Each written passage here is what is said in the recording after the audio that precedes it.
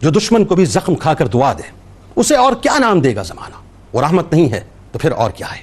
ناظرین کرام، الحمدللہ مجھے فخر ہے اس بات پر کہ میں اس عظیم ترین آقا کا امتی ہوں جن کے سر اقدس پر کائنات کے پالنہار نے رحمت للعالمین ہونے کا تاج سجایا ہے۔ مجھے فخر ہے ناظرین اس بات پر کہ میں اس نبی رحمت صلی اللہ علیہ وآلہ وسلم کا امتی ہوں جو کسی خاص مذہب، کسی خاص قوم، کسی خاص قبیلے، کسی خاص خطے، کسی خاص دور، کسی خاص مخلوق اور کسی خاص جہاں کے لیے نہیں، بلکہ تمام جہانوں اور دنیا و آخرت کے لیے رحمت بنا کر بھیجے گئے۔ مجھے فخر ہے ناظرین اس بات پر کہ میں اس نبی رحمت صلی اللہ علیہ وآلہ وسلم کا امتی ہوں جو علم کی شمع کو روشن کرنے اور جہالت کے اندھیروں کو مٹانے کے لیے بھیجے گئے۔ مجھے فخر ہے اس بات پر کہ میں اس نبی رحمت صلی اللہ علیہ وآلہ وسلم کا امتی ہوں جو گردنیں مارنے کے لیے نہیں بلکہ گردنوں کو بچانے کے لیے بھیجے گئے۔ مجھے فخر ہے ناظرین اس بات پر کہ میں اس نبی رحمت صلی اللہ علیہ وآلہ وسلم کا امتی ہوں جو بھٹکے ہوئے انسانوں کا اللہ سے تعلق جوڑنے کے لیے بھیجے گئے۔ مجھے فخر ہے اس بات پر کہ میں اس نبی رحمت صلی اللہ علیہ وآلہ وسلم کا امتی ہوں جو صرف مسلمانوں کے لیے نہیں بلکہ غیر مسلموں کے لیے بھی رحمت بنا کر بھیجے گئے۔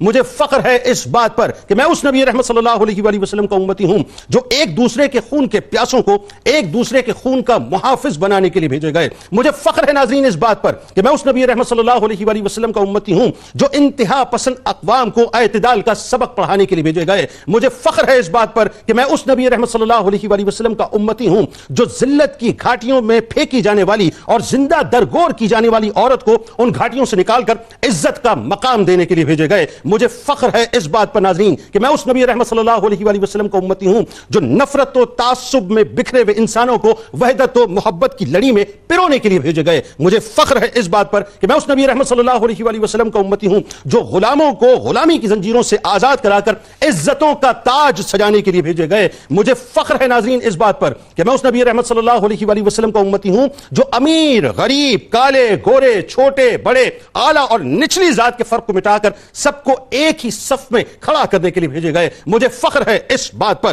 کہ میں اس نبی رحمت صلی اللہ علیہ وآلہ وسلم کا امتی ہوں جو غریبوں، یتیموں، مسکینوں، بیواؤں اور بے سہاروں کو سہارا دینے کے لیے بھیجے گئے۔ مجھے فخر ہے اس بات پر کہ میں اس نبی رحمت صلی اللہ علیہ وآلہ وسلم کا امتی ہوں جو ظالم کو ظلم سے بچا کر اور مظلوم کی مدد کر کے دونوں کے لیے رحمت بنا کر بھیجے گئے۔ مجھے فخر ہے اس بات پر ناظرین کہ میں اس نبی رحمت صلی اللہ علیہ وآلہ وسلم کا امتی ہوں جو طائف میں لہو لہان ہو کر بھی دعا دینے کے لیے ہدایت دینے کے لیے بھیجے گئے۔ مجھے فخر ہے اس بات پر کہ میں اس نبی رحمت صلی اللہ علیہ وآلہ وسلم کا امتی ہوں جو انسان تو انسان، جنات، نباتات، یہاں تک کہ جانوروں کے بھی حقوق کے محافظ بنا کر بھیجے گئے۔ مجھے فخر ہے اس بات پر کہ میں اس نبی رحمت صلی اللہ علیہ وآلہ وسلم کا امتی ہوں جو اپنے اور اپنے صحابہ کی جان کے دشمنوں کو فتح مکہ کے موقع پر لا تثریب علیکم اليوم کہہ کر معاف فرمانے کے لیے بھیجے گئے۔ مجھے فخر ہے اس بات پر ناظرین کہ میں اس نبی رحمت صلی اللہ علیہ وآلہ وسلم کا امتی ہوں جو انسانوں کو تحت الثری سے اٹھا کر اوج ثریا تک پہنچانے کے لیے بھیجے گئے۔ مجھے فخر ہے اس بات پر کہ میں اس نبی رحمت صلی اللہ علیہ وآلہ وسلم کا امتی ہوں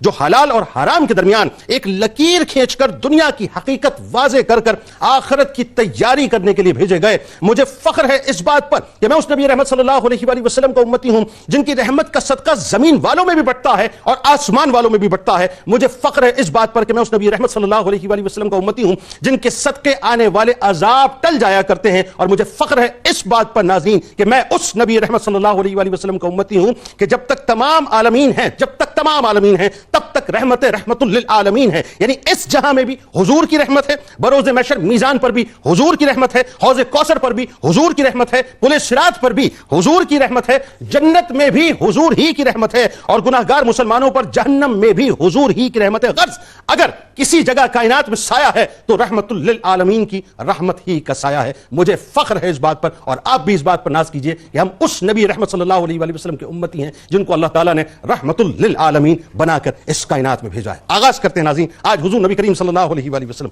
بحث رحمت للعالمین۔ آج کا پروگرام بہت اہم ہے، خاص طور پر جو ویسٹرن ورلڈ میں لوگ بیٹھے ہیں، آج ان کو بتائیں گے صاحب کہ سرکار علیہ السلام کی رحمت ہے کیا۔ لوگ بات تو کرتے ہیں لیکن یہ رحمت کیسے پوری کائنات کو اپنے اندر سموئے ہوئے ہے، آج انشاءاللہ آپ کو بتائیں گے۔ تین شخصیات ہمارے ساتھ موجود ہیں جو یقیناً کسی تعارف کی محتاج نہیں ہے۔ پہلی شخصیت ممتاز عالم دین جناب مفتی محمد اسحاق مدنی صاحب، دوسری شخصیت ممتاز عالم دین جناب مفتی محمد شاہد مدنی صاحب، اور تیسری شخصیت اسسٹنٹ پروفیسر ممتاز اسکالر جناب ڈاکٹر سید محبوب بخاری صاحب۔ تینوں آپ کو السلام علیکم اور خوش آمدید، اور آخر میں انشاءاللہ ملک کے معروف شناخت جناب محمد زبیر صاحب کلام پیش کریں گے۔ آئیے جناب آغاز کرتے ہیں آپ سے۔ سب سے پہلے موضوع ایسا ہے صاحب کہ آج تو اس موضوع پہ بلکہ اس پوری کائنات اسی موضوع کی سمجھ لیجئے کہ دامن کے اندر سموئے ہوئے ہے، اگر کہیے تو اللہ تعالیٰ نے سرکار مدینہ صلی اللہ علیہ وآلہ وسلم کے سر اقدس پر جو وما ارسلناک الا رحمۃ للعالمین کا تاج سجایا، ذرا قرآن کے اوراق تھوڑا سا کھول کے بتائیں، تھوڑی احادیث ہمیں پڑھ کے سنائیں، بتائیے صاحب کی رحمت کا تاج کیسے سجائے؟ بسم اللہ الرحمن الرحیم. بہت شکریہ. ماہ ربیع الاول کی ان ساعتوں میں رحمۃ اللہ عالمین صلی اللہ تعالیٰ علیہ وآلہ وسلم ذکر خیر اور حضور جان رحمت صلی اللہ تعالیٰ علیہ وآلہ وسلم کے اس خاص وصف پر جو آج آپ نے اپنا سرنامہ کلام پیش کیا، اللہ تبارک و تعالیٰ ہمیں اس پر عمل کی توفیق بھی عطا فرمائے اور ان نسبتوں پر فخر کی بھی ہمیں توفیق عطا فرمائے اور اس کی برکتیں ہمیں عطا فرمائے. اصل فخر یہی ہے، اصل فخر یہی ہے. رحمت عالم صلی اللہ تعالیٰ علیہ وآلہ وسلم کو اللہ تبارک و تعالیٰ جہاں بے شمار فضائل کمالات عطا فرمائے اور معجزات کا مجسمہ بنا کر، بلکہ کثیر معجزات جو اللہ نے انبیاء کو عطا فرمائے اور سارے آپ کی ذات پہ جمع فرما کر پھر ان میں بھی اضافہ فرمایا. یہ تمام مقامات، یہ تمام فضیلتیں اپنے مقام پر، لیکن دو خوبیاں میرے آقا علیہ الصلوۃ والسلام کو اللہ تعالیٰ نے وہ عطا فرمائی جو کسی اور کو عطا نہیں فرمائی. ایک خوبی، ایک وصف رحمت للعالمین ہے اور دوسرا وصف خاتم النبیین ہے. یہ دو اوصاف وہ ہیں کہ جو خاص حضور صلی اللہ تعالیٰ علیہ وسلم کے ساتھ ہے. اور کمال یہ ربط نہ ٹوٹے، بس ایک جملہ صرف بیچ میں کہ یہ خاتم النبیین ہونا بھی اصل میں آپ کی رحمت کی نشانی ہے، یہ بھی آپ کی رحمت کی نشانی ہے. جی بالکل، اسی لیے کہ جب دیکھیے کہ رحمت للعالمین کہا گیا، یعنی ہم نے آپ کو تمام جہانوں کے لیے رحمت بنا کر کے بھیجا. اور میں اس صف نہیں جاتا کہ انسانوں میں کون کون ہے جس کے لیے آپ رحمت بن کے کس طرح تشریف لائے، آگے بات ہوگی انشاءاللہ. اور جو آپ نے بھی ذکر کیا، تو خاص میں یہاں پہ رہنا چاہتا ہوں کہ رحمت للعالمین. بتائیے رحمت للعالمین یہ کیا ہے کہ اللہ تعالیٰ نے آپ کو رحمت للعالمین بنا کر کے بھیجا. یعنی وہ ایسی رحمت ہے کہ جس کو فقط ہم پڑھ سکتے ہیں، وہ ایسی رحمت ہے جن کا ہم ایک تصور کر سکتے ہیں، لیکن اس کا کما حقہ ادراک ہمیں حاصل ہو جائے، یا اس رحمت للعالمین کا مکمل مفہوم ہم سمجھ پائیں، یا اس کے سارے نظارے ہم دیکھ پائیں، یہ یاد رکھیے کہ دنیا میں تو ممکن نہیں ہے، بیونڈ دی امیجنیشن، بالکل ممکن نہیں ہے. اور میدان محشر میں بھی جو نظارے رحمت للعالمین صلی اللہ تعالیٰ علیہ وسلم کے ہوں گے شفاعت کی صورت میں، وہ بھی جب وہاں دیکھیں گے تو پھر بیان کیا جائے گا. بلکہ یہ کہا گیا کہ جو فضیلت رحمت للعالمین کی ہے وہ جنت میں جب ہم دیکھیں گے تو پھر بتائیں گے، دیکھیں کہ رحمت ہوتی کیا ہے. اچھا ایک بات، الحمدللہ رب العالمین، اللہ اپنے لیے فرماتا ہے میں تمام عالمین کا رب ہوں، اور وما ارسلناک الا رحمۃ للعالمین، میں نے اپنے محبوب کو تمام عالمین کے لیے رحمت بنا کے بھیجا. یہ عالمین سے مراد کیا، ذرا یہ بھی تو ڈیفائن کیجئے صاحب. جی عالمین، یہ مثال کے طور پر ہم یوں کہہ لیتے ہیں کہ ایک عالم ارواح ہے جہاں روحیں موجود ہیں. اس وقت تک کوئی انسان وجود میں نہیں آیا، کائنات میں وجود میں نہیں آئی. جب اللہ تبارک و تعالیٰ رب العالمین ہے تو میرے آقا مابی رحمت للعالمین، جیسے علماء فرماتے ہیں کہ 18,000 کم و بیش عالمین ہیں، 18,000 عالم کے لیے آپ رحمت. اس کے بعد آپ آ جائیے آگے، اگر عالم دنیا میں آپ آ جائیے تب حضور صلی اللہ تعالیٰ علیہ وسلم رحمت. اور جس پہ اللہ تبارک و تعالیٰ کی تخلیق کا لفظ صادق آتا ہے، یعنی خالق کائنات جل جلالہ اللہ نے جس شے کو تخلیق فرمایا حضور اس کے لیے رحمت ہے، سبحان اللہ، ہر ایک کے لیے رحمت ہے. اور اس کی رحمت اللہ تبارک و تعالیٰ کی رحمت جو حضور کی صورت میں ہمیں نصیب ہوئی ہے، اب وہی رحمت ہمیں پوری کائنات میں تب نظر آتی ہے. اس لیے آپ یہ دیکھیے کہ اللہ تبارک و تعالیٰ کے نام مبارک، اسماء مبارکہ کسی اور کے لیے نہیں ہے، لیکن اللہ تعالیٰ نے دو اسماء اپنے محبوب علیہ الصلوۃ والسلام کو عطا فرمائے. اور یہ آیت مبارکہ جو میں پڑھنے لگا ہوں، یہ حضور کی نعت بھی ہے اور تعریف میں مبالغے کی انتہا بھی ہے. فرمایا لقد جاءکم رسول من انفسکم عزیز علیہ ما عنتم حریص علیکم بالمؤمنین رؤوف الرحیم. سبحان اللہ، رؤوف الرحیم، یہاں پہ رحیم کا لفظ خاص اللہ تبارک و تعالیٰ نے، یہ اپنا اسم مبارک ہے کہ اللہ تبارک و تعالیٰ نے اپنے محبوب کو عطا فرمایا. ہم ہر سورت کا آغاز کرتے ہیں بسم اللہ الرحمن الرحیم، اللہ تبارک و تعالیٰ کی صفت رحمان اور رحیم کا تذکرہ کرتے ہیں. یہاں پہ اللہ تعالیٰ نے صفت رحیم اپنے محبوب علیہ الصلوۃ والسلام کو عطا فرمائی ہے. اور یہ صفت رحیم جو ہے خاص ایمان والوں کے لیے اللہ تعالیٰ نے مخصوص فرمائی، جو حضور کی ذات مبارکہ سے ایمان والوں کو نصیب ہوتی ہے. مزید ہم آگے چلیں تو رحمت کا معاملہ کیا ہے. یہ راہ اور میم سے مرکب ہے، جس کو رحم کہا جاتا ہے. اس کے معنی مہربانی کے بھی آ جاتے ہیں، شفقت کے بھی آ جاتے ہیں، احسان کے بھی آ جاتے ہیں، بخشش کے بھی آ جاتے ہیں، کرم کے بھی آ جاتے ہیں، سخاوت کے بھی آ جاتے ہیں، فیاضی کے بھی آ جاتے ہیں.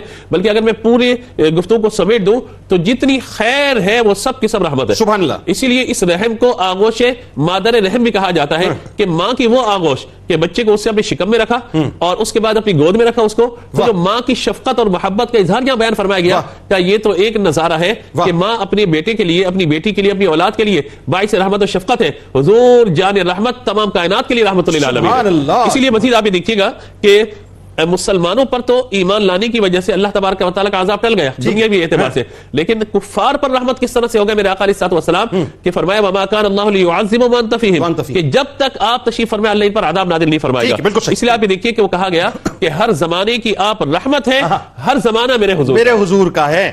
اتنا حسین موضوع ہے، ظاہر ہے یہ پروگرام بھی میرے حضور کا ہے، یہ تذکرہ بھی میرے حضور کا ہے، ہم سب میرے حضور کے بعد. اچھا، سرکار علیہ السلام کی آمد اور سرکار علیہ السلام کی جو کردار اور شخصیت ہے خاص طور پہ اس وقت کے معاشرے میں جو ظاہر عقل کی بنیاد پہ لوگوں کو سمجھنا چاہتے ہیں، تھوڑا سی بتائیے کہ بنی نوع انسانوں کے لیے خاص طور پہ وہ جو معاشرے کی اس وقت جو صورتحال تھی عرب کی مفتی صاحب، مطلب ایک اسفل السافلین کی کالی گھاٹیوں میں جو ہے وہ انسان، بلکہ انسان کے آدمی گرے ہوئے تھے، وہاں سے آپ نے نکال کر پہلے تو انسانیت کے پیڈسٹل پہ بٹھایا، پھر شرف عطا کیا ان کو. بتائیے کیا ہوا. بسم اللہ الرحمن الرحیم وما ارسلناک الا رحمۃ للعالمین، کہ اے میرے پیارے محبوب صلی اللہ علیہ وسلم، ہم نے آپ کو جہانوں کے لیے رحمت بنا کے بھیجا۔ امام العاشقین امام احمد رضا خان رحمہ اللہ اس موقع پر فرماتے ہیں کہ عالم کہا جاتا ہے ما سوی اللہ کو، جس میں انبیاء بھی شامل اور ملائکہ بھی شامل۔ تو نبی کریم کا رحمت ہونا انبیاء کے حق میں بھی ہے اور فرشتوں کے حق میں بھی ہے۔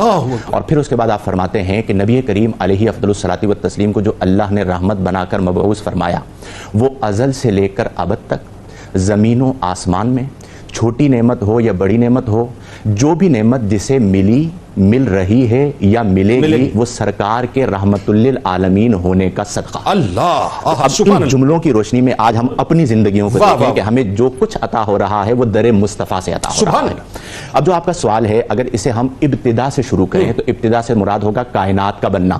تو نبی کریم علیہ افضل الصلاۃ والتسلیم کا رحمت للعالمین ہونا یوں ہے کہ اللہ نے خلق کائنات اپنے محبوب کی وجہ سے فرمایا، تو اس لیے آپ کو کہا جاتا ہے باعث تخلیق کائنات یا وجہ تخلیق کائنات۔ تو اللہ فرماتا ہے کہ کنت کنزا مخفیا، میں چھپا ہوا خزانہ تھا، فاردت ان اعرف، تو میں نے یہ ارادہ کیا کہ مجھے جانا جائے، فخلقت محمدا صلی اللہ علیہ وسلم، تو میں نے اپنے محبوب محمد صلی اللہ علیہ وسلم کو خلق فرمایا، تخلیق فرمایا۔ اب جہاں تک یہ بات ہے کہ جس زمانہ ظاہری میں نبی کریم کی بعثت مبارکہ ہوئی، تو آپ ان حالات میں کس طرح رحمت بن کر تشریف لائے، اس کے لیے تھوڑا سا ہمیں احاطہ کرنا ہوگا دور جاہلیت کا۔ میں پوائنٹرز کی صورت میں ذکر کرتا ہوں۔ زمانہ جاہلیت یعنی وہ زمانہ جہاں پر جہالت کا بول بالا تھا، وہ زمانہ جہاں پر شراب نوشی عام تھی، وہ زمانہ جہاں پر بیواؤں کو دوبارہ شادی کرنے کا حق نہیں دیا جاتا تھا، وہ زمانہ جہاں پر بچیوں کو زندہ درگور کر دیا جاتا تھا، وہ زمانہ جو اخلاقی اعتبار سے انتہائی تنزلی کا زمانہ تھا، یعنی تمام فسادات موجود تھے اور اللہ نے اپنا محبوب بھیج دیا۔ کچھ تو خون کا بازار گرم تھا، کچھ تو خون کا بازار گرم تھا، اب اللہ نے اپنے محبوب کو بھیجا۔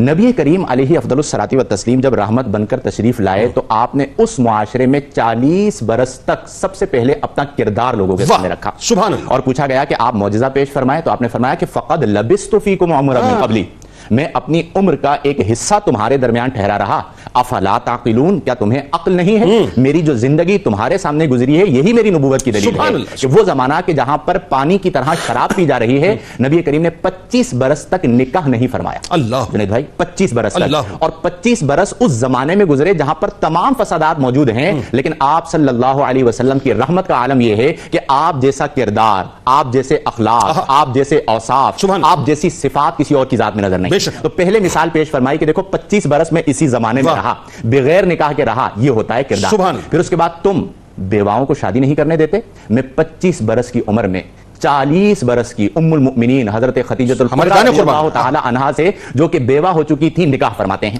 یہ آپ صلی اللہ علیہ وسلم کا عمل مبارک تھا۔ اس زمانے میں غریبوں اور یتیموں کے سر پر کوئی ہاتھ رکھنے والا نہ ہوتا تھا، نبی رحمت صلی اللہ علیہ وسلم انگلی پکڑ کے اپنے ساتھ عیدگاہ تشریف لے جاتے ہیں۔ جس زمانے میں بچیوں کو زندہ درگور کیا جا رہا ہے، نبی کریم صلی اللہ علیہ وسلم بچیوں کو رحمت قرار دیتے ہیں۔ جس زمانے میں بھوکوں کو بھگایا جا رہا ہے، نبی کریم اپنے مبارک ہاتھوں سے انہیں کھانا کھلا رہے ہیں۔ اور یہ وہ چیز تھی کہ جس نے اسلام کے پیغام کو آفاق میں پھیلا دیا۔ کمال یہ مفتی صاحب قطع کلام کی معذرت، جو خون کے پیاسے تھے، خون کے پیاسے تھے، مطلب جو خون کی قربانی دے رہے ہیں، وہ خون کی قربانی دے رہے ہیں، یعنی وہ قوم جو جہالت کے عمیق گڑھوں میں گر رہی تھی، اور وہ زمانہ کہ جب انسانیت سسک کر دم توڑ رہی تھی، اور وہ زمانہ کہ جب مکہ المکرمہ میں عین خانہ کعبہ میں بتوں کو پوجا جا رہا تھا، رحمت للعالمین تشریف لائے۔ اور جب آپ تشریف لائے تو آپ نے اس زمانے کے اندر جہاں پر بتوں کو خانہ کعبہ میں پوجا جا رہا تھا، آپ نے مکہ المکرمہ کو ام القری بنا دیا، آپ نے یثرب کو مدینہ المنورہ بنا دیا، آپ صلی اللہ علیہ وسلم نے خون کے پیاسوں کو آپس میں شیر و شکر بنا کر رحماء بینہم کی عملی تعبیر بنا دیا۔ تو یوں نبی کریم صلی اللہ علیہ وسلم کا رحمت ہونا تمام انسانوں کے لیے نافع ہوا، جہلاء کے لیے نافع ہوا، عورتوں کے لیے نافع ہوا، مردوں کے لیے نافع ہوا، بچوں کے لیے نافع ہوا، یتیموں کے لیے نافع ہوا، بیواؤں کے لیے نافع ہوا، اور وہ نفع ختم نہ ہوا، آج تک جاری ہے اور قیامت تک جاری رہے گا۔ سر دوسری رائے اس میں کوئی ہے نہیں، صدیوں سے جو قوم وہی بات ہے کہ اسفل السافلین کی کالی گھاٹیوں میں غرق ہوئی ہوئی تھی، 23 برس کی ظاہری تبلیغ جو ہے اس نے پوری جو ہے وہ سوسائٹی کو تبدیل کر کے رکھ دیا، زیرو زبر کر دیا۔ اچھا، اب اس میں جو ایک بڑا اہم سوال ہے ڈاکٹر صاحب، اس کو ذرا آپ نے ایڈریس کرنا ہے۔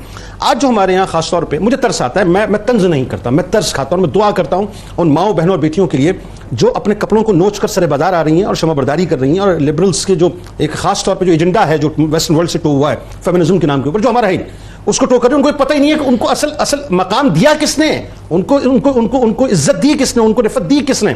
وہ تو ماری جا رہی تھی, زندہ درگور کی جا رہی تھی, پپٹ کی طرح استعمال ہو رہی تھی. اور آج بھی آپ دیکھ لیجئے, یعنی انڈسٹریل ریولوشن کے بعد سے لے کے آج تک جو ہے وہ ایک پپٹ کے طور پہ استعمال ہو رہی ہیں. سرکار علیہ السلام خواتین کے لیے کیسے رحمت بنے, یہ ذرا ان بچیوں کو خاص طور پہ بتائیں جو آج لبرلزم کا شکار ہیں. بسم اللہ الرحمن الرحیم. جنید بھائی, بہت ہی اہم موضوع پر اور اس کے پہلو پر حضور پرنور حضرت محمد مصطفیٰ صلی اللہ تعالیٰ علیہ وسلم کس طرح ایک انقلاب کے طور پر اپنے ساتھ پیغام لے کر آئے. یہ جو رحمت ہے یہ بنیادی طور پر حضور اکرم صلی اللہ تعالیٰ علیہ وسلم کے ذریعے سے دنیا کی سوچ, اس کی فکر اور اس کے کردار میں ایک انقلاب کی مانند ہے. اچھا, جو سب سے پہلی اور نوٹسبل بات یہ ہے, جیسے کہ آپ نے فیمنزم کا ذکر کیا, اسلام کی ایک بہت بڑی کاوش اور خدمت پوری دنیا اور تہذیبوں کے لیے کیا ہے کہ اس نے عورت کو اس کی جنس کی بنیاد پر اس کو شناخت فراہم نہیں کی, بلکہ اس عورت کو معاشرے کے ساتھ اس انداز میں خوبصورت رشتوں کے بندھنوں میں جوڑ دیا کہ جس کی بنیاد پر معاشرہ نہ صرف قائم ہوتا ہے بلکہ معاشرے کے اندر ایک خوبصورت کوہیسونیس کا احساس ہوتا ہے. آپ غور کیجئے کہ معاشرے میں جب رشتوں کے بندھنوں کے اندر اسلام نے باندھا تو اب عورت نہیں ہے بلکہ اب وہ ماں بن چکی ہے. اور آپ سوچئے کہ انسان کی زندگی کا بنیادی مقصد, ایک مسلمان کی زندگی کا بنیادی مقصد کیا ہے؟ جنت کا حصول, خدا کا دیدار, اپنی نسبت حضور کے ساتھ جوڑنا. اب آپ بتائیے کہ وہ پاکیزہ رشتہ جسے ماں کا لقب دیا گیا اور کہا گیا الجنت تحت اقدام. سبحان اللہ. اچھا ڈاکٹر صاحب, یہ ذرا آپ نے سیناپسس کی صورت میں جو ورڈ انہوں نے بلٹس کا استعمال کیا, بالکل صحیح, بلٹس کی صورت میں آپ نے بتانا ہے اس وقت ایکچوئل صورتحال کیا تھی عورت کی, یہ بتائیے. جی بالکل, میں عرض کرتا ہوں. اب آپ دیکھیے, جب رشتوں کے بندھنوں میں باندھا گیا تو ماں کا میں نے بتا دیا آپ کو, اس کے بعد آئیے کہ وہ بیوی بنی. بیوی کے بارے میں آپ دیکھیے کہ اسلام سے پہلے عرب کے جاہلی معاشرے کے اندر اس طرف فارس اور دوسری طرف روما آ جائیں, ان کے ساتھ اس کے علاوہ اس کے پچھلے ادیان کس انداز میں سلوک کیا کرتے تھے. اسلام نے کیا کیا؟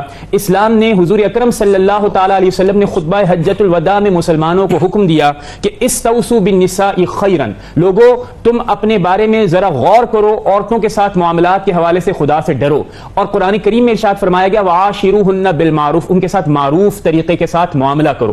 اب آپ غور کیجئے کہ اگر فرض کریں کہ ہم نکاح کو صرف دیکھیں, چونکہ بیویوں کی بات ہوئی, نکاح کو دیکھیں, کیا نکاح ایک قید خانہ ہے یا ایک خوبصورت اخلاقی بندھن ہے؟ اسلام نے اسے بتایا کہ نکاح قید خانہ نہیں ہے جو کہ آج کل سوچا جاتا ہے, بلکہ نکاح ایک سیفٹی ہاؤس ہے, اور اس میں اخلاقیات کی بنیاد کے اوپر ایک تعلق استوار ہوتا ہے. وہ تعلق معاشرے کی اکائی ہے اور اس کی بنیاد ہے, اور اسے ایک آؤٹر لیئر کے اندر قانونی تحفظ بھی دیا گیا ہے. یعنی جو عورت اس زمانے میں پپٹ کے طور پر استعمال ہو رہی تھی, پروڈکٹ کے طور پر استعمال ہو رہی تھی, اب اسے ایک عزت مل گئی, اس کو ایک عزت ملی, اس کو ایک فخر ملا. اس کے ساتھ ساتھ آپ یہ دیکھیے کہ جسے ہمیں غور کرنا چاہیے وہ کیا ہے, وہ یہ ہے کہ اس زمانے میں نکاح آپ کسی سے بھی کر لیں, اس کی کوئی تعداد نہیں تھی. اسلام آیا, نہ صرف اس نے نکاح کو رواج دیا بلکہ اس کی تعداد کو بھی مقرر کر دیا. یہ بھی رحمت ہے. طلاق کا معاملہ, ورثے کا معاملہ, ایگزیکٹلی, یعنی اب آپ یہ دیکھیے کہ نہ صرف تعداد کو مقرر کیا بلکہ آپ نے فرمایا, قرآن کریم کے اندر یہ آیا کہ نکاح کی تعداد کو مقرر کرنے کے ساتھ فرمایا جب دوسرا نکاح کرو گے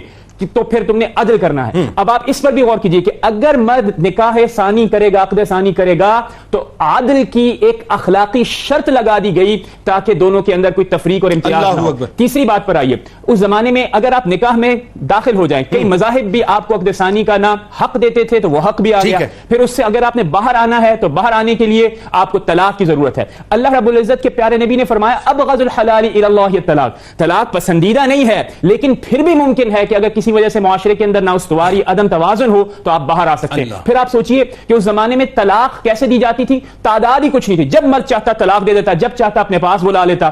اللہ رب العزت کے پیارے نبی نے اس خوبصورت بندھن سے باہر نکلنے کے لیے بھی اخلاقیات کا معیار مقرر کیا اور فرمایا کہ آپ نے طلاق دینی ہے 3 بار سے زیادہ نہیں دے سکتے, اور بہترین طلاق وہ ہے جو کہ ایک دی جائے. اور یہ دیکھیے اس کے نتیجے کے اندر جو نفسیاتی ٹراما کے شکار خواتین ہو سکتی تھی اور اس زمانے میں بے پناہ ہوتی تھی, وہ اب ممکن نہیں رہا. بچیوں کے ساتھ کیا ہوتا تھا ڈاکٹر صاحب, زندہ درگور کر دینا. اور بچیوں کو آپ یہ دیکھیے, یعنی جو بیٹی کا تعلق تھا, پھر واپس ہم اسی کے اوپر آتے ہیں, جنس شناخت نہیں ہے.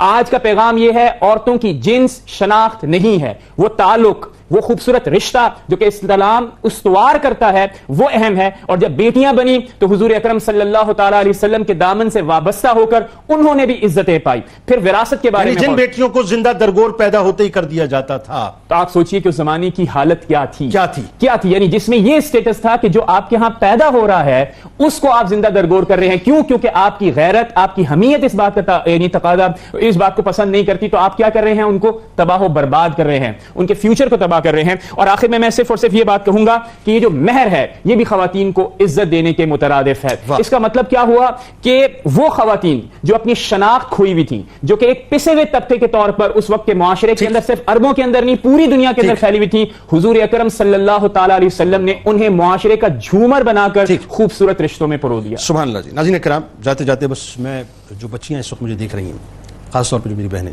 جن کے ہاتھ میں آج کل بینرز ہوتے ہیں نا اور وہ سڑکوں پہ نکل آتی ہیں, بیٹا عافیت تو یہی ہے کہ دامن مصطفیٰ صلی اللہ علیہ وسلم جو دامن رحمت ہے اس سے وابستہ ہو جائیں. یہ جو کھوکھلے نعرے ہیں یہ عزتوں کو بھی پامال کروائیں گے, یہ ناموں کو بھی پامال کروائیں گے, یہ خاندانوں کو بھی پامال کروائیں گے, یہ سب کچھ پامال کروا دیں گے. اگر بقا ہے اور تکریم ہے تو دامن مصطفیٰ صلی اللہ علیہ وسلم میں ہے, کیونکہ وہی ہیں کہ جنہوں نے آپ کو آئی ڈی دی ہے, وہی ہیں جنہوں نے آپ کو شناخت دی ہے, ورنہ عورتوں کو کوئی پوچھتا نہیں تھا. یہ درود ہو رہی ہے. اب آپ کو بتائیں گے کہ جنات پر, نباتات پر, حیوانات پر سرکار علیہ السلام کیسے رحمت ہے. لیکن ایک واقعہ میرے ذہن میں ناظرین آ گیا. سرکار مدینہ صلی اللہ علیہ وسلم ایک مرتبہ حضرت زید بن ارقم رضی اللہ تعالیٰ عنہ, حضرت انس رضی اللہ تعالیٰ عنہ کے ساتھ مدینہ کی گلیوں میں جو ہے آپ کہیں جا رہے تھے. اچھا, یہ دونوں صحابی فرماتے ہیں کہ ہم نے دیکھا کہ ایک خیمہ لگا ہوا ہے, ایک عربی جو ہے دھوپ کے اندر سو رہا ہے اور اس نے ایک ہرنی جو ہے اس کو باندھا ہوا ہے. قربان جاؤں سرکار علیہ السلام پر, قربان جاؤں صاحب. اچھا, وہ ہرنی جیسے ہی سرکار علیہ السلام کو دیکھتی ہے تو سرکار علیہ السلام کو پہچان لیتی ہے اور پہچاننے کے بعد عرض کرتی ہے یا رسول اللہ صلی اللہ علیہ وآلہ وسلم, یا رسول اللہ صلی اللہ علیہ وآلہ وسلم, یا رسول اللہ صلی اللہ علیہ وآلہ وسلم. 3 مرتبہ وہ ہرنی صدا بلند کرتی ہے. اب یہ خیال رہے کہ سرکار علیہ السلام تو جانوروں کی بھی بولیاں سمجھتے ہیں, میرے سرکار ہیں وہ تو کائنات کی ساری مخلوقات کی بولیاں سمجھتے ہیں. اور کمال یہ کہ ہرنی کو بھی اللہ تعالیٰ نے وہ نگاہ دے دی کہ یہ ہیں میرے سرکار, یہ ہے رحمت للعالمین.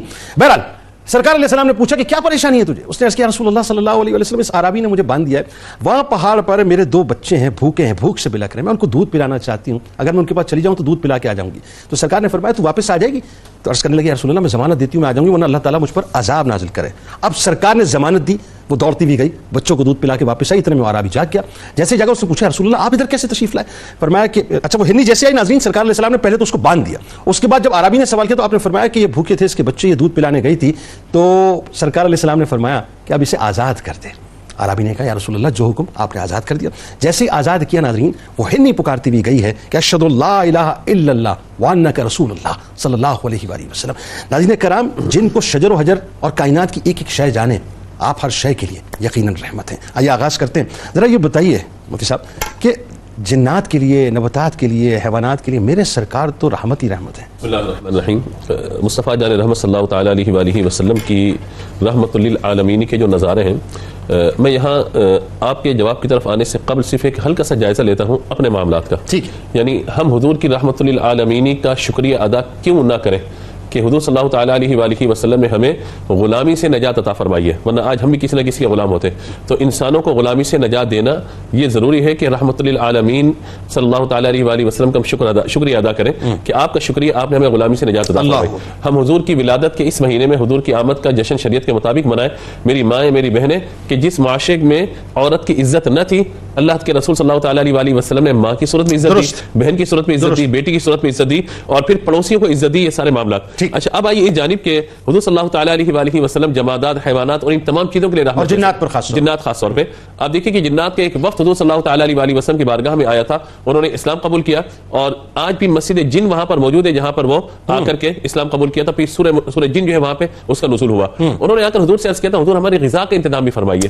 جب ہم مسلمان ہو گئے ہیں, ہم نے اسلام قبول کر لیا, غذا کا انتظام بھی. تو حضور صلی اللہ تعالیٰ علیہ وآلہ وسلم نے انہیں ہڈی فرمایا کہ جب تم ہڈی کے پاس جاؤ گے تو اس پر تمہیں گوشت ملے گا. اس لیے کہا گیا کہ ہڈی اگر بسم اللہ پڑھ کر رکھی جائے گی تو مسلمان جن آئے گا اس سے وہی استفادہ کرے گا. اور یہ بھی کہا گیا کہ تھوڑا بہت اس پر گوشت چھوڑ دیا جائے تاکہ تمہارے بھائیوں کے لیے جو ہے خوراک غذا کا اور خوراک کا معاملہ ہو جائے. اس طریقے سے جو ہے وہ ان کے لیے غذا کا حضور نے انتظام فرمایا. دوسری بات یہ ہے کہ آپ دیکھیے کہ ہرنی کا واقعہ ابھی آپ نے بیان فرمایا, اسی طرح آپ دیکھیے کتنے ایسے واقعات ہیں جہاں اونٹوں نے آ کر حضور کی خدمت میں اپنی عرضی پیش کی ہے کہ ہم جوان تھے تو ہم پر بوجھ بھی ڈالا جاتا تھا اور ہمیں کھانا بھی اچھا دیا جاتا تھا, لیکن اب ہم بوجھ نہیں اٹھا سکتے تو اب ہمارے ساتھ یہ ظلم کا معاملہ کیا جاتا ہے اور ہمیں ذبح کرنے کی کوشش کی جا رہی ہے. حضور صلی اللہ تعالیٰ علیہ وسلم نے ان کی باتوں کو بھی باقاعدہ سنا اور ان کے جو مالکان تھے ان سے کہا کہ نہیں, ان کے ساتھ اس طرح کا معاملہ نہ کرو کیونکہ یہ اپنی جوانی کے وقت تمہارے بہت زیادہ کام آئے. اسی طرح بھی دیکھیے کہ میں یہاں اس بات کو عرض کروں جو خاص طور پر میں پڑھ رہا تھا تو واقعہ سامنے آیا اور حضور کی ختم نبوت سے میں چاہتا ہوں کہ اس کو ریلیٹ کرتے ہوئے آگے بڑھیں پھر اگلے موضوع کی طرف. دیکھیے غزوہ خیبر ہے, ایک دراز گوش حضور کی خدمت میں آیا, حضور صلی اللہ تعالیٰ علیہ وسلم کے پاس آ کر اسے اپنا سر رکھا اور کہا میں چاہتا ہوں کہ آپ مجھ پر سواری کریں, اور حضور مجھے معلوم ہے آپ اللہ کے آخری رسول ہیں, سبحان اللہ, اور میں اپنی نسل کا آخری گدھا ہوں, آخری دراز گوش ہوں, یعنی اس کا علم اتنا کہ وہ جانتے ہیں میں آخری اور یہ بھی جانتے ہیں آپ اللہ کے رسول ہیں. اب جسے ختم نبوت سمجھ میں نہیں آتی وہ اس سے بھی بدتر ہو گیا. اللہ اللہ اللہ, وہ جس کو ختم نبوت سمجھ میں نہیں آتی وہ اس سے بھی بدتر ہو گیا. کہا حضور آپ کو پتا ہے میں آپ کے لیے بڑی تکلیفیں برداشت کرتا تھا. حضور نے فرمایا کیسے؟ کہا میرا آقا مجھ پر سوار ہونے کی کوشش کرتا تھا لیکن میں جو ہے نہیں سوار ہوتا, وہ مجھے ڈنڈے مارتا تھا, لیکن حضور میں صرف آپ کے لیے اس مار کو برداشت کرتا تھا, آپ کی خدمت میں آ گیا ہوں. اب حضور صلی اللہ تعالیٰ علیہ وسلم نے اس کا نام یعفور رکھ دیا, اور آج لوگ محبت سے یعفور اپنا نام رکھتے ہیں. کمال یہ کہ سرکار علیہ السلام کے فراق میں پھر وہ جی نہیں سکے تھے, وہ کنویں میں اس سے کود کر. اچھا ایک اور بات آپ دیکھیے خاص طور دو باتوں پہ, ایک وہ جو واقعہ ادھر وہ پرندوں والا بھی بیان کیجیے گا کہ وہ جو بچوں کو قید کر لیا تھا اور وہ ان کی ماں جو ہے آگے سرکار علیہ السلام کی گرد دی, اور دوسرا آپ یہ دیکھیے کہ جو کوڈ آف کنڈکٹ جنگوں کا دیا سرکار علیہ السلام نے اس میں خاص طور پہ کیا قربان جائیے کہ نباتات کے لیے کہ کوئی پیڑ پودا جو ہے وہ کاٹا نہیں جائے گا, اس سے بڑی رحمت اور کیا ہوگی صاحب. ہمارے کہا جاتا ہے محبت اور جنگ میں سب جائز ہے. نبی مکرم صلی اللہ تعالیٰ علیہ وسلم اس کی تحدید فرمایا سب جائز نہیں ہے, کچھ چیزیں کہ جن سے بچنا ہے, یعنی مقابلہ اسی سے ہوگا جو آپ کے مقابلے پہ آ گیا. ٹھیک ہے, عورتوں کو قتل نہیں کیا جائے گا نمبر 1, نمبر 2 آبادیوں کو نشانہ نہیں بنایا جائے گا. ٹھیک ہے, درختوں کو جو ہے مطلب نہیں کاٹا جائے گا, کھیتوں کو ویران نہیں کیا جائے گا. یہ حضور صلی اللہ تعالیٰ علیہ وسلم کی تعلیمات جنگ کے بارے میں, جہاں یہ کہا جاتا ہے کہ بمباری کر دی جائے, بستیوں کو, بچوں کو, مدرسوں کو, آبادیوں کو, بازاروں کو, ہر چیز کو نیست و نابود کر دیا جائے, لیکن حضور صلی اللہ تعالیٰ علیہ وسلم نے جو اسلام کی تعلیمات ہمیں دی ہے کہ جو جنگ کرنے آ جائے, یہاں تک فرمایا جنگ کرنے آیا تھا, اب اس نے اچانک اس کا دل تبدیل ہوا, اسے تلوار اپنی زمین پر رکھ دی اور کہا کہ میں جنگ نہیں کرنا چاہتا. فرمایا اب اس کو مارنا نہیں ہے, معاف کر دو, اس کو معاف کر دینا ہے. نہ صرف یہ کہا کہ کوئی بوڑھا ہے اس کو بھی جو ہے مطلب آپ نے جو ہے وہ اس پر کوئی بدلہ نہیں لینا, اس کو نہیں کرنا معاملہ. منصب نبوت اور منصب رسالت کے ساتھ حضور کا یہ معاملہ, لیکن اس کے ساتھ حضور صلی اللہ تعالیٰ علیہ وسلم کی گفتگو, حضور کا کردار, حضور صلی اللہ تعالیٰ علیہ وسلم کا تبسم فرمانا اور خوش طبعی فرمانا صحابہ کرام علیہم رضوان کے ساتھ, یہ بھی رحمت اللہ علیہ اعلیٰ رحمت اللہ تعالیٰ علیہ کے 2-3 اشعار میں پیش کر دیتا ہوں تاکہ مضمون پورا سمٹے.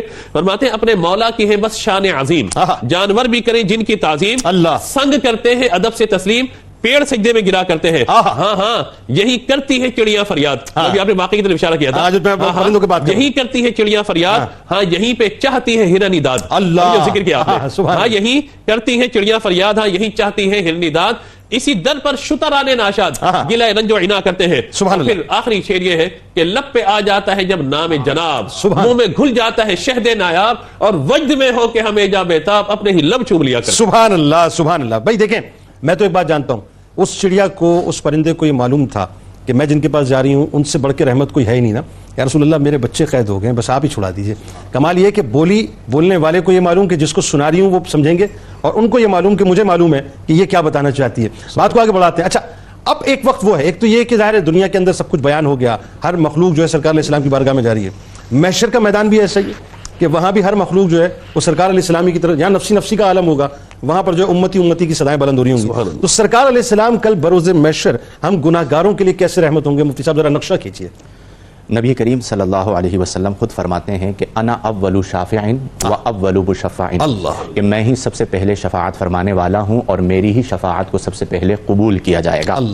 میدان محشر کا نقشہ نبی کریم نے خود بیان فرمایا کہ جب میدان محشر میں لوگ نفسی نفسی پکار رہے ہوں گے اور نجات چاہیں گے تو جمع ہو کر حضرت آدم علیہ السلام کے پاس آئیں گے. وہ کہیں گے اذهبوا الی غیری نفسی نفسی.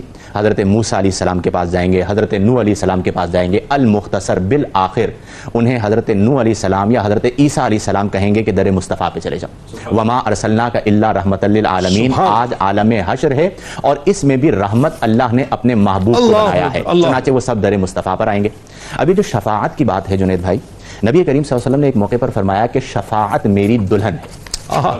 اب آپ اس بات کو یوں سمجھیے کہ نبی کریم کی جو دلہن ہے وہ امہات المؤمنین ہے, اور شفاعت کے بارے میں بھی فرمایا کہ شفاعت میری دلہن ہے. اللہ. تو اب جب شفاعت آپ کی دلہن ہے اور نبی کریم کی جو دلہن ہے وہ امہات المؤمنین ہے, تو ماں کب چاہے گی کہ میری اولاد جہنم میں جائے؟ اللہ اللہ اللہ, کیا کہنے بھائی, اب آپ دیکھیں اسی بات کو اعلیٰ حضرت فاضل بریلوی رحمہ اللہ نے بڑے خوبصورت انداز میں بیان فرمایا کہ اجابت کا صحرا, عنایت کا جوڑا, دلہن بن کے نکلی صدائے محمد. سبحان اللہ. اور پھر میدان محشر حشر کا عالم ہے, نفسا نفسی ہے, لیکن آپ عاشق ہیں تو کہتے ہیں رضا پل سے اب ڈر کے نہیں وجد کرتے گزریے کہ ہے رب سلم صدائے محمد. اور آپ کے شہزادے حضرت مولانا حامد رضا خان صاحب رحمہ اللہ نے تو قلم توڑ دیا. آپ کہتے ہیں کہ گناہ گاروں کا روز محشر شفیع خیر الانام ہوگا, دلہن شفاعت بنے گی دولہا, دلہن شفاعت بنے گی دولہا نبی علیہ السلام ہوگا. اللہ. تو آپ دیکھیں کہ دلہن نبی کریم صلی اللہ علیہ وسلم نے فرمایا کہ شفاعت میری دلہن ہے, تو آپ نے اس کو کس منظوم انداز میں ذکر کر دیا. اب میدان محشر کا عالم کیا ہوگا جنید بھائی, کہ نفسا نفسی کا عالم ہے. کسی کے بارے میں فیصلہ جہنم ہو چکا ہے, کسی کے اعمال کو تولا جا رہا ہے, کوئی حوض کوثر کو نبی کریم صلی اللہ علیہ وسلم کو تلاش کر رہا ہے. اور نبی کریم صلی اللہ علیہ وسلم کا عالم یہ ہے کہ آپ اپنے سر انور کو سجدے میں رکھتے ہیں. اللہ فرماتا ہے کہ ارفع رأسک یا محمد صلی اللہ علیہ وسلم, کہ اے محبوب اپنے سر انور کو سجدے سے اٹھائیے اور آپ شفاعت فرمائیے, آپ کی شفاعت کو قبول کیا جائے گا. اور جو جہنم میں جا چکے ان میں سے جن کے دل میں جو برابر بھی اسلام ہے, آپ انہیں جہنم سے نکال کر جنت میں داخل کر دیجئے. تو اب اس منظر کشی کو مولانا حسن رضا خان صاحب نے بھی خوب بیان کیا. آپ فرماتے ہیں کہ کوئی قریب ترازو, کوئی لبے کوثر, کوئی صراط پہ ان کو پکارتا ہوگا, مقام فاصلوں پہ کام مختلف اتنے, صراط کہیں اور ہے, میزان کہیں اور ہے, اور حوض کوثر کہیں اور ہے. اور نبی کریم جو شفاعت فرما رہے ہیں اس میں مختلف انواع ہیں شفاعت کی, کہ کسی کے بارے میں جہنم کا فیصلہ ہو چکا, رسول اللہ شفاعت فرماتے ہیں جنت میں بھیج دیا جائے گا. کسی کی نیکیاں اور گناہ برابر ہو چکے, رسول اللہ شفاعت کر کے نیکیوں کے پلڑے کو بھاری فرما دیں گے. کسی کو فرشتے سوئے جہنم لے کر جا رہے ہیں, رسول اللہ روک کر جانب جنت روانہ کر دیں گے. تو فرماتے ہیں کہ کوئی قریب ترازو, کوئی لبے کوثر, کوئی صراط پہ ان کو پکارتا ہوگا, مقام فاصلوں پہ کام مختلف اتنے, لیکن امت سے محبت ایسی ہے کہ ہجوم فکر و تردد میں گھر گیا ہوگا. اور پھر کیا کمال مثال بیان فرمائی کہ عزیز بچے کو ماں جس طرح تلاش کرے, کہ بازار میں اگر ماں کا بچہ گم ہو جائے تو اسے سامان کی فکر نہیں ہوتی, ہر ایک سے بھاگتی پھرتی ہے, پوچھتی ہے کہ میرا بچہ کسی نے دیکھا, اس نے ایسا لباس پہن رکھا تھا. تو فرماتے ہیں کہ عزیز بچے کو ماں جس طرح تلاش کرے, خدا گواہ ہے یہی حال آپ کا ہوگا. نبی کریم علیہ افضل الصلاۃ والتسلیم کے سر انور پر شفاعت عظما کا تاج سجایا جائے گا. اور ہم تو یہی امید رکھتے ہیں کہ اعلیٰ حضرت نے جو فرمایا کہ رضا پل سے اب وجد کرتے گزریے, کہ اگرچہ تلوار کی دھار سے تیز ہے اور بال سے زیادہ باریک ہے, لیکن ہم اسے نہیں دیکھ رہے, صدائے رب سلم کو دیکھ رہے ہیں, کہ ہے رب سلم صدائے محمد. رحمت للعالمین کو ہم دیکھ رہے ہیں. تینی جگہوں پہ میرے سرکار موجود ہیں, یا پل صراط پہ, حوض کوثر پہ, یا یقیناً جو ہے میزان پہ. اچھا, اب آخر میں جو بات ہے وہ اس وقت غیر مسلموں کے لیے خاص طور پہ سمجھنے کی ہے. دی ہنڈریڈز میں مائیکل ہارٹ جب وہ ظاہر, اچھا یہ پیمانہ بھی نہیں ہے, میں ذرا حاشیہ لگا کے بات کروں, میرے نزدیک بالکل پیمانہ نہیں ہے, لیکن وہی بات ہے دنیا کی 100 ممتاز شخصیات کو جب وہ لکھتا ہے تو کہتا ہے مجھ سے لوگ پوچھیں گے کہ میں نے کیوں ٹاپ آف دا لائن جو ہے رسول کریم صلی اللہ علیہ وسلم کو رکھا, تو میں پھر بتاؤں گا کہ جو دنیا اور دین اور دنیا میں بیک وقت ان سے زیادہ کامیاب و کامران کوئی نہیں ہے. اچھا, دنیا کی 100 ممتاز شخصیات میں سر فہرست اس نے رکھا غیر مسلم معتقد. مجھے وہ کنور مہندر سنگھ بیدی کے وہ مصرے یاد آ گئے کہ ہم کسی دین سے ہو قائل کردار تو ہیں, ہم ثنا خان شہ حیدر کرار تو ہیں, نام لیوا ہے محمد کے پرستار تو ہیں, یعنی مجبور پے احمد مختار تو ہیں, عشق ہو جائے کسی سے کوئی چارہ تو نہیں, صرف مسلم کا محمد پہ اجارہ تو نہیں. تو میرے سرکار تو سب کے ہیں صاحب, ذرا بتائیے کہ غیر مسلموں پر رحمت کیسے ہے؟ بہت ہی اہم سوال ہے. اور جنید بھائی میں اپنے ناظرین کو مخاطب کر کے صرف ایک بات یہ کہتا ہوں کہ یہ کہاوت کا استعمال انہوں نے یقیناً کیا ہوگا, اور اس کے ساتھ ساتھ انہوں نے یہ کہاوت نہ صرف سنی ہوگی بلکہ آج دنیا کے طول و عرض میں اس کو استعمال ہوتے ہوئے بھی دیکھا ہوگا. اور وہ کیا ہے کہ کیا محبت اور جنگ میں سب کچھ جائز ہے؟ مفتی صاحب نے بھی اس طرف اشارہ کیا. اب یہ سوال میں ناظرین سے کرتا ہوں, آپ کا کیا خیال ہے, محبت اور جنگ میں کیا سب کچھ جائز ہے؟ آئیے اس سوال کا اگر ہم نے جواب تلاش کرنا ہے اور غیروں کے ساتھ حضور پرنور حضرت محمد مصطفیٰ صلی اللہ تعالیٰ علیہ وسلم نے کیا سلوک فرمایا جس میں غیر مسلمین بھی شامل ہیں, تو آئیے میں آپ تمام کو 2 ہجری کے اندر میدان بدر میں لے کے جاتا ہوں. آپ یہ دیکھیے کہ موقع کیا ہے کہ حضور نے دعوت حق کا پیغام دیا, ہر طرف سے رکاوٹ, ہر طرف سے یعنی دشمنی, ہر طرف سے عداوت, ہر راستہ روکا, حتیٰ کہ آپ نے معاشرتی مقاطعہ, سوشل بائیکاٹ کیا, انفورسڈ مائگریشن کے اوپر مجبور کیا, حبشہ بھی گئے. اس کے بعد 2 ہجری کے اندر جب مدینہ المنورہ میں آپ تشریف لے آئے مسلمانوں کے ساتھ, یعنی علیحدہ علیحدہ ہو گئے, اس کے باوجود بھی جب دشمن نے جنگ مسلط کی تو جنگ میں جب شکست ہوئی تو ان تمام سرداروں کی لاشیں میدان میں پڑے ہوئے ہیں. حضور اکرم صلی اللہ تعالی علیہ وسلم نے ان لاشوں کو ویسا نہ چھوڑا, اس لیے نہ چھوڑا کہ کہیں ایسا نہ ہو کہ ہم میدان سے باہر نکلیں تو جانور اور پرندے ان کی لاشوں کو نوچ کھائیں. آپ نے ان کی لاشوں کو بحفاظت گڑھوں میں منتقل کیا اور پھر مزید حفاظت کے لیے اس پر مٹی ڈال دی. جنید بھائی مجھے کہنے دیں, آپ نے ایک بات ایسی چھڑ دی, جملہ مجھے کہنے دیں. یہ جو سرکار علیہ السلام کی رحمت غیر مسلموں پہ نظر آ رہی ہے, اس میں ایک اور بات بھی ہوئی کہ امیہ بن خلف جو ہے وہ ملعون جو تھا, دیکھیے قدرت کا نظام, یہاں ناموس صدیق اکبر رضی اللہ تعالیٰ عنہ بھی آ گئی. ذرا جملہ جانا چاہیے, یہ سرکار نے سب کو گڑھوں میں ڈالا. امیہ بن خلف چونکہ بہت موٹا تھا تو اس کے جسم جو پھٹ گیا تھا. یہ وہی امیہ بن خلف تھا جس نے یار غار یار مزار کے جسم اتھر پر کھڑے ہو کر جو ہے وہ کودنا شروع کیا تھا, یہاں تک کہ آپ جو ہے وہ پھول گئے تھے. اللہ تبارک و تعالیٰ نے یہاں پر ناموس صدیق اکبر کا بھی بدلہ لیا ہے. اب بتائیں آپ نے بہت شکریہ, بہت اچھا اضافہ فرمایا کہ اب آپ بتائیں. اب میں دنیا سے پوچھتا ہوں کہ تمہیں مسلمانوں پر, اسلام پر الزام لگاتے ہوئے شرم نہیں آتی؟ کیا تاریخی حقائق تمہارے سامنے موجود نہیں ہیں؟ یہی ہے نبی رحمت جن کی دعوت ہم کرتے ہیں. ہم یہ نہیں کہتے کہ تم ہمارے کرداروں سے ہمیں جانچو, ہم یہ کہتے ہیں ہمارے نبی رحمت کے کردار کو دیکھو اور پھر بتاؤ کہ ہم کس دعوت کی کرتے ہیں. ریپیٹ کیجئے اس بات کو, کہ کسی مسلمان کے کردار سے اسلام کو دیکھو, نبی رحمت کے کردار سے. بالکل, اور وہی ہماری دعوت ہے اور اسی کا پیغام ہم دنیا تک پہنچاتے ہیں. اب آپ پھر دوبارہ دیکھیے, کیا محبت اور جنگ میں سب کچھ جائز ہے. یہی آواز جب مسلمان فتح مکہ کے موقع پر مکہ میں داخل ہوئے تو ایک طرف سے آواز آئی, آج تو جنگ کا دن ہے. حضور اکرم صلی اللہ تعالی علیہ وسلم نے کیا فرمایا؟ یوم الرحمہ, آج جنگ کا دن نہیں ہے, آج تو رحمت کا دن ہے. یوم المرحمہ. بالکل, اور اس کا مطلب کیا ہوا؟ اس کا مطلب یہ ہوا کہ حضور اکرم صلی اللہ تعالی علیہ وسلم نے وہ تمام پیمانے ایک طرف رکھ دیے اور فرمایا مسلمانوں سے کہ بدلہ ہو سکتا ہے, انصاف ہو سکتا ہے, لیکن اہم بات کیا ہے؟ اہم بات یہ ہے کہ میرے دین کی طرف کا پیغام کیا ہے؟ عفو و درگزر. آخر میں ایک حدیث مبارکہ ضرور نقل کروں گا, صرف مختصراً. جنید بھائی, حضور پرنور حضرت محمد مصطفیٰ صلی اللہ تعالی علیہ وسلم نے فرمایا کہ جب کوئی غیر مسلم کسی غیر مسلم پر ظلم کرتا ہے یا اس کا حق غصب کرتا ہے یا اس کی استطاعت کے مطابق اس سے زیادہ اس کو تکلیف دیتا ہے یا اس کی مرضی کے بغیر اس کے اوپر کوئی چیز مسلط کرتا ہے, تم یاد رکھو میں اس کے بہاف کے اوپر تم سے اس کا حق لوں گا. یعنی حضور اکرم غیر مسلموں کے لیے یہ رحمت ہے کہ کل بروز محشر سرکار علیہ السلام ان کے وکیل بن کے کھڑے ہوں گے اللہ کی بارگاہ. اور یہاں پر بھی انہوں نے بتایا کہ میں وکیل بنوں گا. تو المختصر یہ کہ حضور پرنور حضرت محمد مصطفیٰ صلی اللہ تعالی علیہ وسلم جب ظاہری طور پر اس دنیا میں تھے تو رحمت, جب اپنی تعلیمات چھوڑی تو رحمت, اپنے سلوک کے ساتھ پوری دنیا کو ایک وحدت میں جوڑ گئے, یہ ہے محبت. سبحان اللہ. بہت شکریہ آپ تینوں, آپ تشریف لائے.